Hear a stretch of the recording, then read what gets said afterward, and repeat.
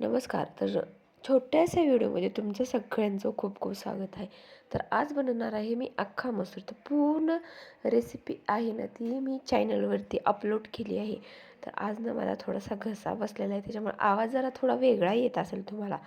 तर काही नाही, संध्याकाळी मसूर भिजू घातली आणि सकाळी कुकरला लावून घेतली. आणि जे आपल्याला मसाल्यासाठी साहित्य लागणार आहे ते आहे कांदा, टमॅटो, आलं, लसूण आणि कोथिंबीर.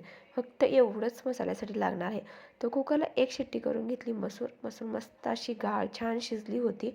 आणि आता देणार आहे फोडणी. तर तेल टाकलं आहे, मोहरी टाकली आहे, जिरं टाकले आहे. जो काही आपण मसाला तयार करून घेतला होता तो मसाला त्यामध्ये टाकून परतून एकदम तेल सुटेपर्यंत मसाला मी भाजून घेतलेला आहे.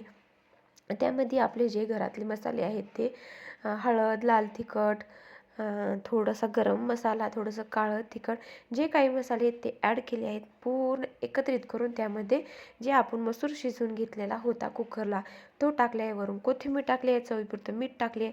तर पूर्ण रेसिपी मी व्हिडिओवरती आपल्या चॅनलवरती अपलोड केली आहे. नक्कीच जाऊन बघा आणि आवडली असेल तर नक्कीच लाईक करा.